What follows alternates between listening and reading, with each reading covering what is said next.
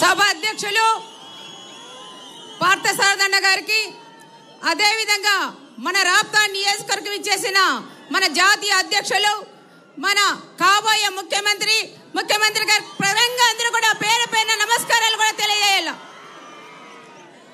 ముఖ్యంగా రాప్తా నియోజకవర్గం తెలుగుదేశం కుటుంబ సభ్యులకు, యువతకు, మహిళా సోదరిమణులకు అందరికీ ఎండ అనేది కూడా లెక్క చేయకోకుండా 9:30కే వచ్చారు సార్. ఈ నియోజకవర్గంలో ఎప్పుడు సార్ వస్తారు, సార్ని చూడాలని ఎంత ఆనందంగా ఈరోజు ఎండ అనేది లెక్క చేయకోకుండా ఉండే వాళ్ళు ఎవరంటారు? రాప్తా నియోజకవర్గం ప్రజలను కూడా చెప్పొచ్చు సార్. సార్ నేను మంత్రిగా ఉన్న మీరు మినిస్టర్గా ఇచ్చినప్పుడు మన రాప్తా నియోజకవర్గంలో దాదాపు ఎక్కడా కూడా జరగలేదు సార్ అంత అభివృద్ధి. రాప్తా నియోజకవర్గంలో 5,000 కోట్ల రూపాయలతో ఇక్కడ అభివృద్ధి చేసిన ఘనత మా నాన్న చంద్రబాబు నాయుడు గారికి కూడా దక్కుతుందని చెప్తున్నాం. అదేవిధంగా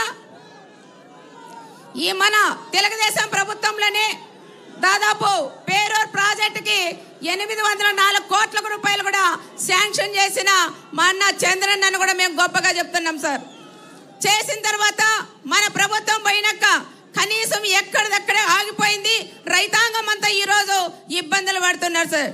దానికన్నా ముఖ్యంగా భూములు ఇచ్చిన రైతన్నలు వాళ్ళకి ఎప్పుడు కూడా నేను పాదాభివందనం చేస్తాను సార్. డబ్బులు ఇంతవరకు 1 రూపాయి రాకపోయినా మళ్ళీ మన సార్ చంద్రబాబు నాయుడు గారు వస్తారు, మాకు డబ్బులు వస్తాయనేది ఒక ఆశతో, నమ్మకంతో మా రాప్తాల్లో కూడా ఉన్నారు సార్. అదేవిధంగా సోమరవానపల్లి రిజర్వాయర్ కూడా అది పూర్తి చేయించాలని ప్రత్యేకంగా మా రైతులందరి తరఫున నేను సార్ కూడా నేను కోరుకుంటున్నాను. పుట్టకనం రిజర్వాయర్ కూడా అయింది సార్, అది కూడా క్యాన్సిల్ చేసి 3 ముక్కలు చేసిన ఘనత ఎవరంటే ఒక ప్రకాష్ రెడ్డి అని కూడా మనం చెప్పొచ్చు సార్.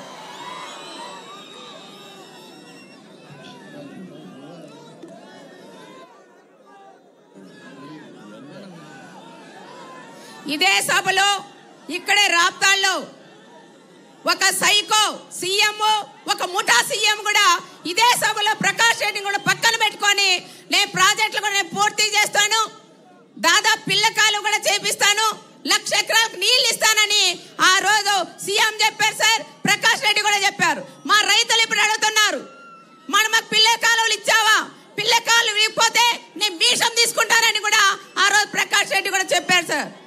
ఎందుకంటే ఏదో సులభం అనుకుంటారు, ఏది చేయాలన్నా మా నాన్న చంద్రబాబు నాయుడు గారు చేయాలి తప్ప ఏ ప్రకాష్ రెడ్డి కాదు. ఒక సైకో సీఎం, ఒక ముఠా సీఎం, ఒక ఫ్యాక్షన్ సీఎం కూడా ఫ్యాక్షన్ ని వ్యతిరేకించేది మా నాన్న చంద్రబాబు నాయుడు గారు, ఫ్యాక్షన్ పోషించేది జగన్ రెడ్డి గారు అని కూడా మేమందరం కూడా గుర్తు చేస్తున్నాం సార్. ఇదే నియోజకవర్గంలో దాదాపు 3,000 పైన నాతో పాటు నా కొడుకుతో పాటు ఎంతో మంది కార్యకర్తల మీద 3,000 కేసులు పెట్టిన ఘనత కూడా ఈ రాప్తాడికే జరుగుతుంది సార్. అనంతపురం జిల్లాలో కూడా ఎక్కడా కూడా లేదు. రాప్తాల్లోనే ఏ చిన్న విషయం జరిగినా కేసులు పెట్టడం, పోలీసులు కూడా వన్ సైడ్ ఉండి చాలా ఇబ్బందులు కూడా పెట్టారు సార్. కానీ ఏ ఒక్కరు కూడా భయపడుకోకుండా ధైర్యంగా కూడా ఉండిన కార్యకర్తలు ఎక్కడంటే మా రాప్తా నియోజకవర్గం అని కూడా నేను ప్రత్యేకంగా సార్ కూడా నేను తెలియజేస్తున్నాం. అదే విధంగా సార్ జాకీ పరిశ్రమ కూడా మీరు తీసుకొచ్చారు. తెచ్చిన తర్వాత మెటీరియల్ దిగింది, వర్క్ కూడా జరిగింది సార్. మిషన్ దిగిన తర్వాత ఈ ప్రభుత్వం వచ్చినాక ఎమ్మెల్యే వాళ్ళ సోదరులు కూడా దాదాపు 15 కోట్ల రూపాయలు డిమాండ్ చేశారు. కాబట్టి జాకీ కూడా ఈరోజు తెలంగాణ కూడా తరలిపోయిన విషయం, మళ్ళీ జాకీ ప్లేస్ లోనే మాకు మంచి పరిశ్రమ కూడా తీసుకొచ్చి ఇక్కడుండే ఈ ప్రాంతంలో ఉండే ఆడపిల్లలు కూడా ఆదుకునే బాధ్యత మీ భుజస్పందాల మీద కూడా వేసుకోవాలని ప్రత్యేకంగా సార్ కూడా అడుగుతున్నాం. ఈ ప్రభుత్వం అదేవిధంగా సార్ ఇంకోటి ఏమంటే ఈ ఎమ్మెల్యే దోపిడీ ఇవన్నీ చేసినది, రాక్రిట్ సంస్థ పేరుతో గృహాలు కూడా తెచ్చుకున్నారు సార్. టెండర్ వేసి తెచ్చుకున్న తర్వాత ఎక్కడ కూడా పూర్తి కూడా చేయలేదు సార్. ఎన్నోసార్లు పేపర్లో కూడా వచ్చింది, ఇంతవరకు పూర్తి చేసిన పరిస్థితులు కూడా లేవు.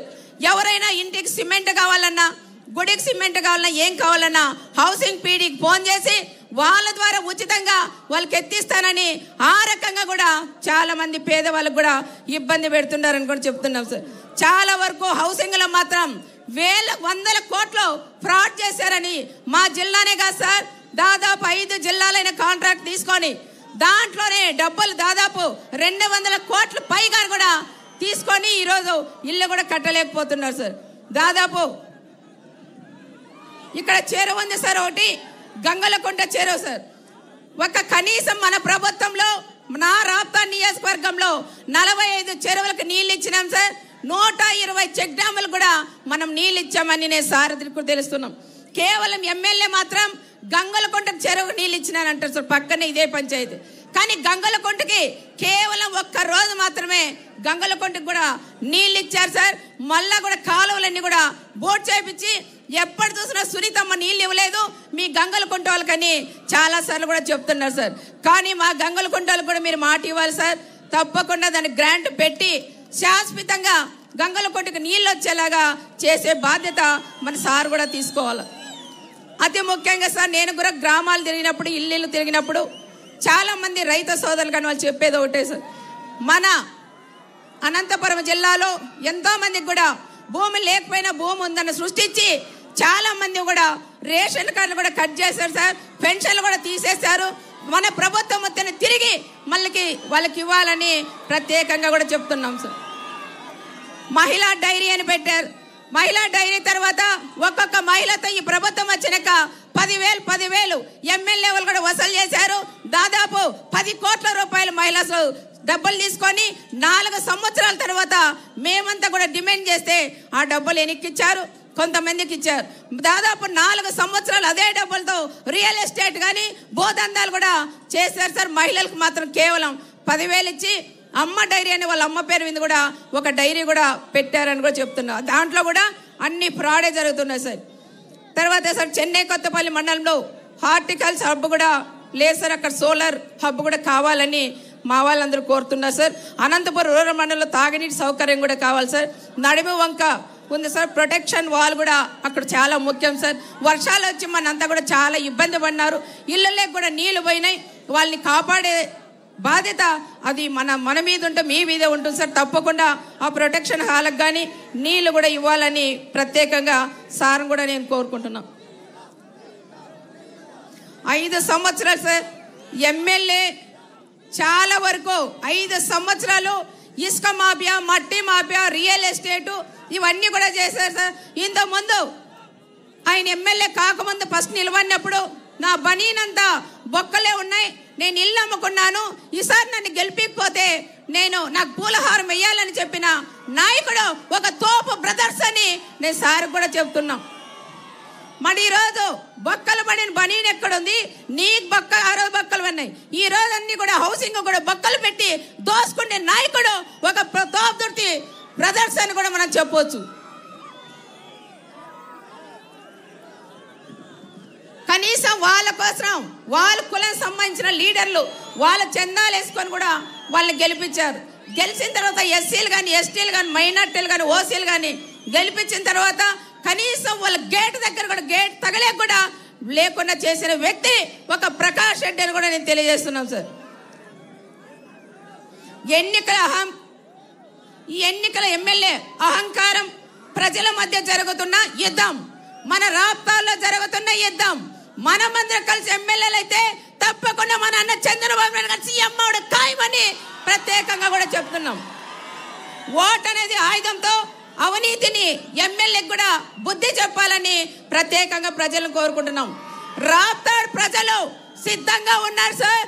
ఎప్పుడు ఎలక్షన్లు వస్తాయా, ఎప్పుడు ఎలక్షన్లు వస్తే ఓటేసి చంద్రబాబు నాయుడు గారిని సీఎంగా చూడాలనేది ఎంతో మంది కూడా మా నియోజకవర్గంలో కూడా ఆశ ఉంది సార్. చాలా ఇబ్బందులు పడిన మా నియోజకవర్గం, చాలా కష్టాల్లో కూడా ఉన్నాం. చాలా మంది పేదవాళ్ళు ఉన్నారు సార్. నీళ్ళు ఆ రోజు ఇచ్చారు కట్టి ప్రాంతం అంతా కూడా అప్పుడు సస్యశ్యామలైంది. 5 సంవత్సరాల్లో ఇబ్బంది పడుతున్నారు.